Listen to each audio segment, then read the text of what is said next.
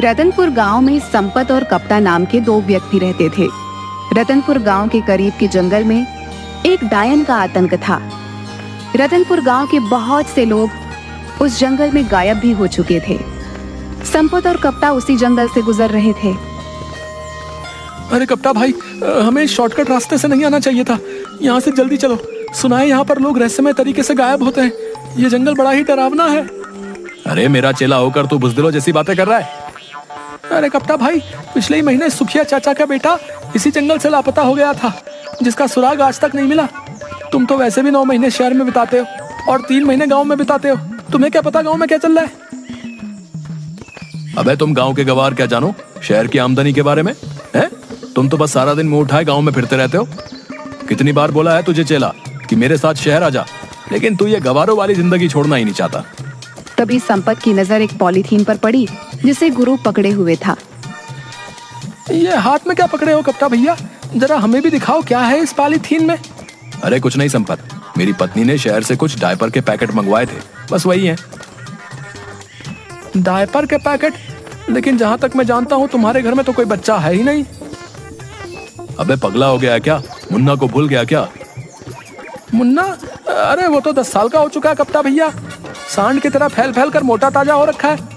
क्या वो अभी भी डायपर पहनता है? तुम गांव के गवार क्या जानो?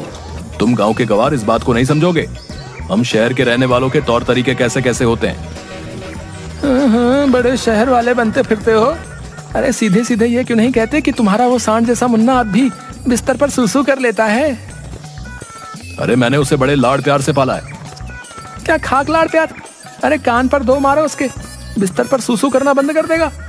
उसको पीटने के बजाय उसके लिए डायपर के पैकेट और ला कर दे रहे हो और कहते हो कि हम शहर वालों के जीने के तौर तरीके बड़े अलग होते हैं। इससे तो अच्छा मेरा गाँव है भला।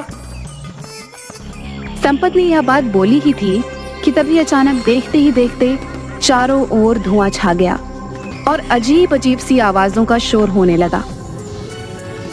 ये धुआं कैसे संपत? मुझे कुछ भी दिखाई नहीं दे रहा। तभी संपत के कानों में कप्ता की चीख टकराई। चीख सुनकर संपत बुरी तरह से डर गया और बेहद फुर्ती से वहां से भागने लगा। कुछ ही देर में संपत भागता हुआ गांव पहुंच गया और चिल्लाते हुए सबसे बोला, अरे गांव वालों, कहाँ मर गए तुम सबके सब? निकम्मो, तुम सबके सब जल्दी से मेरे साथ चलो। कप्ता भाई लापता हो गए हैं। संपत की बात सुनकर गांव का मुखिया गुस्से से बोला, क्या बात है संपत? क्या कुत्ते की तरह इतनी देर से भौंके जा रहा है? लगता है तू आज भी शराब पीकर आया है।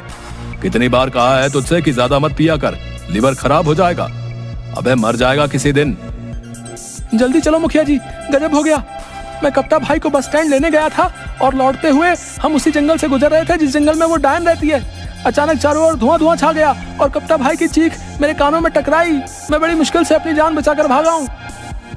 तू दोस्त के नाम पर कलंक है हीरू। अपने जिगरी दोस्त को, जिसे तू अपना गुरु मानता है, उसे अकेला छोड़कर भाग आया और हम सब गांव वालों को निकम्मा बोल रहा है। अरे तो क्या करता? मैं भी उस डायन का शिकार हो जाता। हाँ, अगर मैं तेरी जगह होता, मैं अपने दोस्त का साथ कभी नहीं छोड़ता, भले ही मुझे उसके लिए अपनी जान ही क्यों नहीं देनी पड़ती। बस करो मुखिया जी, अब मेरा मुंह मत खुलवाओ। सब जानता हूँ मैं। पिछली बार जब रतन चाचा का बेटा उस डायन का शिकार बना था, तब आप ही उसके साथ थे। मुझे सब पता है, लेकिन आपसे कोई सवाल नहीं कर सकता क्योंकि आप इस गांव के मुखिया जो ठहरे। संपत ने यह बात बोली ही थी कि कप्ता हांफता हुआ वहां पर आ गया और गुस्से से संपत से बोला, अबे साले, जब तेरे जैसे दोस्त मेरे पास हो तो फिर मुझे दुश्मनों की क्या जरूरत है? मुझे अकेला छोड़कर भाग आया तू। अरे कप्ता भाई, तुम सही सलामत वापस आ गए। मैं तो समझा कि तुम्हें डायन ने पकड़कर मार दिया। मैंने अपने कानों से तुम्हारी चीख जो सुनी थी। हाँ, मुझे उस डायन ने पकड़ लिया था, मगर जैसे ही उस डायन ने मुझे पकड़ा, मैंने एक जोरदार मुक्का उसके मुंह पर मार दिया और वहां से भाग आया। मैं उस डायन से लड़कर आ रहा हूँ और तू डर कर भाग गया। बड़े बहादुर बने फिरते हो कप्ता भाई। अगर इतनी ही बहादुरी थी तो फिर चीखे क्यों? अबे अगर कोई अचानक से पीछे से पकड़ लेगा तो चौंक कर तो हलक से चीख ही निकलेगी ना। अब तुम दोनों लड़ना बंद करो। गांव में न जाने कितने लोग उस जंगल से लापता हो गए। हमें इस समस्या का समाधान जल्द से जल्द करना होगा। कप्ता, तुम ही पहले ऐसे व्यक्ति हो जो उस डायन के चंगुल से सही सलामत आ गए हो। इसका मतलब तुम में उसका सामना करने की हिम्मत है। तुम ही हमें उस डायन से छुटकारा दिला सकते हो। मेरा दिमाग खराब हो गया क्या? अगर मैं जिंदा बचकर आ गया तो आपको क्या लगता है तुम्हारे पानी पर चढ़ाने से मैं क्या चढ़ जाऊंगा? मैं तुम्हारे झांसे में नहीं आने वाला। जाओ जाकर कोई और बकरा ढूंढो। इतना कहकर कप्ता वहाँ से चला गया। मुखिया संपत की ओर देखने लगा। दिमाग खराब हो गया क्या मुखिया जी? मैं तो खुद ही बड़ी मुश्किल से जान बचा कर आया हूँ। तुम गांव के मुखिया हो, गांव वालों ने तुम्हें चुना है, तो तुम क्यों नहीं उस डायन से सामना करने के लिए जाते? अबे अगर मैं इस गांव का मुखिया हूँ तो क्या मैं अपनी जान गवा दूं? मुखिया ने इतना बोला ही था कि तभी एक बेहद बूढ़ा व्यक्ति जिसकी उम्र करीब 100 साल के आसपास थी, लाठी पकड़े हुए लड़खड़ाता हुआ वहाँ पर आ गया और कपकपाती आवाज में मुखिया की ओर देखकर बोला, चिंता मत कर, मैंने टेलीफोन के जरिए एक बहुत पहुंचे हुए साधु को उस डायन के बारे में बता दिया है। आज रात वो आने वाला है। देखना वो साधु अपनी शक्ति से उस डायन को जलाकर राख कर देंगे। हाँ। अचानक वो बूढ़ा खांसने लगा। उसके हाथ से लाठी छूट गई और वह गिर गया। उसे गिरता देख मुखिया गुस्से में संपत की ओर देखकर बोला, अबे देखता क्या, उठा इसको।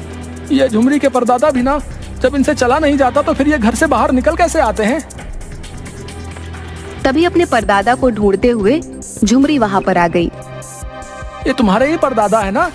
इन्हें घर के अंदर बंद करके रखा करो। झुमरी ने संपत से बोला, हर बार इन्हें घर पर बंद करके बाहर जाती हूँ, पर पता नहीं कैसे दरवाजा खोल लेते हैं। सैकड़ों बार गिर चुके हैं, मगर मजाल है कि इनकी पसली में जरा से भी कोई मामूली फ्रैक्चर हुआ हो। पता नहीं क्या खाया होगा इन्होंने जवानी में।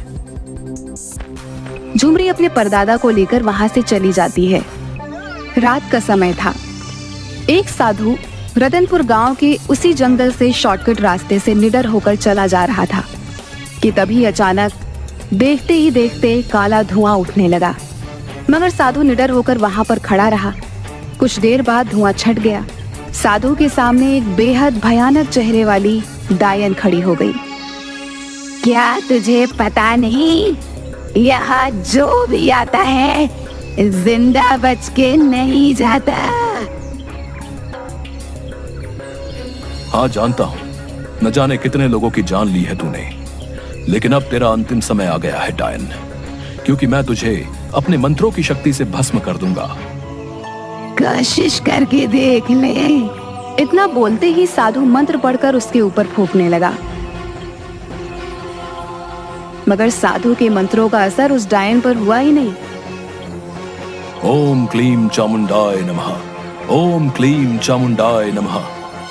ये कैसे हो सकता है? इस पर तो मेरे मंत्रों का असर ही नहीं हो रहा। डायन हंसने लगी। साधु बुरी तरह से डर गया। वो डर कर रतनपुर गांव की ओर भागा और बेहोश हो गया। अगले दिन साधु की जब आंख खुली तो उसे गांव का मुखिया और सारे लोग साधु को घेरे हुए बैठे थे। कहीं तुम वही साधु तो नहीं जो डायन से हमें मुक्ति दिलाने आए थे? हाँ, मैं वही साधु हूँ। लेकिन तुम तो यहाँ बेहोश पड़े हुए हो। क्या तुमने डायन को खत्म कर दिया? वो डायन उम्मीद से ज्यादा ताकतवर निकली।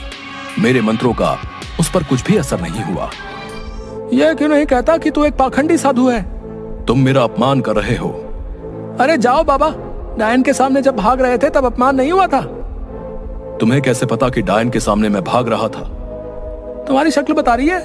तभी एक पागल वहां आकर गुस्से से बड़बड़ाने लगा। तुम सब डरपोक हो। आज रात मैं उस डायन का खात्मा कर दूंगा। अरे अब ये पागल फिर से यहाँ पर आ गया, भगाओ इसे। अबे पागल कौन है तू? पिछले कुछ दिनों से तूने हम सबको जीना आराम कर रखा है। आज तुझे बताना ही पड़ेगा कि तू कहां से आया है। पागल हो गया क्या? वो एक पागल है, वो तुझे कैसे बता सकता है कि वो कहां से आया है? उस बेचारे को तो अपना ही होश नहीं है। वो पागल बड़बड़ाता हुआ वहां से चला गया। देखना मुखिया जी, मुझे लगता है आज रात इस पागल की आखिरी रात है। सही बोल रहा है तू, ये मरेगा साला आज। अरे वो सब तो ठीक है, लेकिन इस समस्या का समाधान कैसे निकलेगा, इस बारे में सोचो। उस डायन के आगे तो ये साधु भी अपनी जान बचाकर भाग आया है। कपटा और संपत, तुम दोनों इस गांव की आन बान और शान हो। तुम दोनों की जोड़ी इस गांव में गुरु और चेले के नाम से मशहूर है। आखिर तुम दोनों इस समस्या का समाधान क्यों नहीं निकालते? क्योंकि हम कोई तांत्रिक नहीं है मुखिया जी। आपने स्वयं देखा, ये तांत्रिक खुद अपनी जान बचाकर भागा है।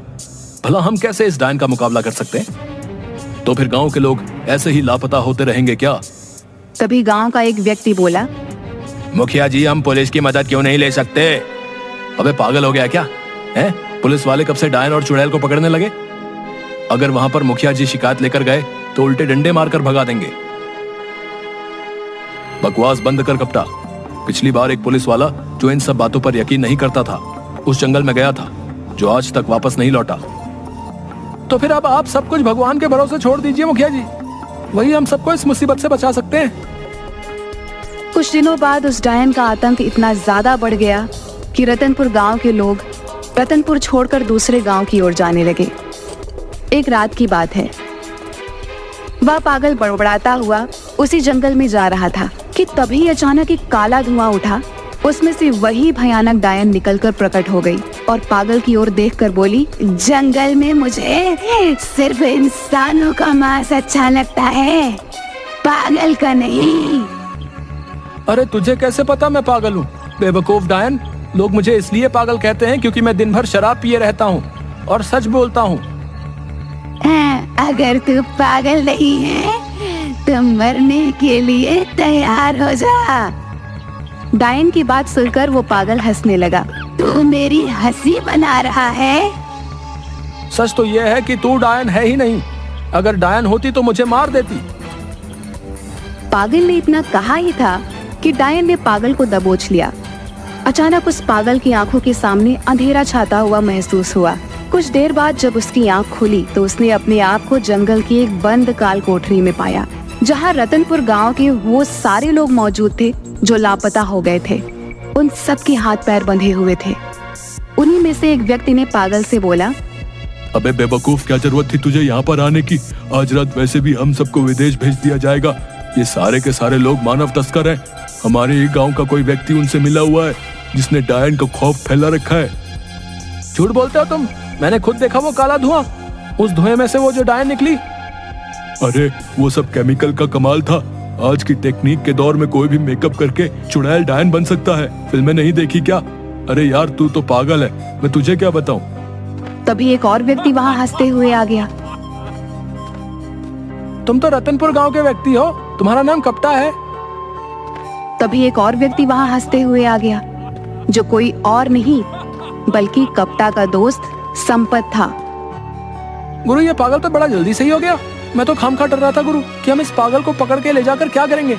ये पागल भला हमारे किस काम आने वाला था, लेकिन ये तो सही हो गया। तुम्हारा आइडिया कमाल का था। देखना संपत, आज की रात हम इन सबको शहर शिफ्ट कर देंगे और वहां से इन सबको पकड़कर विदेश में ले जाया जाएगा। उसके बाद हम देखते ही देखते मालामाल हो जाएंगे।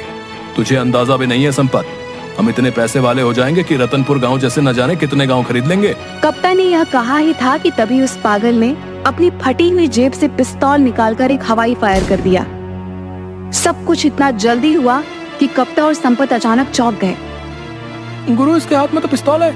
ये कोई पागल नहीं, ये कोई पुलिस वाला लगता है। हमने पागल समझकर इसके हाथ पैर भी नहीं बांधे। तू सही कह रहा हीरू, लगता है हम दोनों बड़ी चूक खा गए। देखते ही देखते पुलिस ने उन सबको घेर लिया। सारे पुलिस अधिकारी उस पागल को सैल्यूट करने लगे। वह पागल व्यक्ति कोई और नहीं बल्कि क्राइम ब्रांच ऑफिसर अशोक था। मुझे इंटेलिजेंस से सूचना मिली थी कि रतनपुर गांव में बहुत से लोगों की मानव तस्करी होने वाली है, इसलिए मैं कुछ दिनों पहले यहाँ की छानबीन करने के लिए आ गया था। यहाँ आकर डायन की अफवाह सुनकर मुझे पक्का यकीन हो गया कि कोई और नहीं बल्कि कोई मानव तस्कर ही होगा जिसने डायन का खौफ फैला रखा है, ताकि पुलिस और लोग डर की वजह से इस जड़ की तह तक न जाएं। और इस काम के लिए मेरी मदद गांव के मुखिया ने की। तभी गांव का मुखिया और उसी साधु के साथ और लोग वहां पर आ गए। मुखिया मुस्कुराता हुआ बोला, मुझे तो उसी दिन तुम दोनों पर शक हो गया था जिस दिन तुम दोनों डायन के चंगुल से बचकर आ गए थे। ऐसा इससे पहले कभी भी नहीं हुआ। सारा गांव डायन से डरा हुआ होता था और तुम दोनों के चेहरे पर कोई शिकन नहीं होती थी। मैं शुरू से ही क्राइम ब्रांच के इंस्पेक्टर अशोक को जानता था। मुझे पक्का यकीन हो गया था कि मेरे गांव में कोई डायन वायन का प्रकोप नहीं है, बल्कि ये तो किसी मक्कार इंसान की ही करतूत है। और तुम दोनों के ऊपर शक उस दिन और ज्यादा पक्का हो गया जिस रात डायन से मेरा सामना हुआ। डायन को भगाने के लिए मैंने बेहद प्राचीन मंत्र पढ़कर फूंके, मगर डायन टस से मस नहीं हुई। कहां से होगी, क्योंकि मेरे सामने तो डायन थी ही नहीं। वो मंत्र डायनों और चुड़ैलों के लिए थे, इंसानों के लिए नहीं। कप्ता और संपत को गिरफ्तार करके जेल भेज दिया गया और सारे गांव वालों को डायन से मुक्ति मिल गई।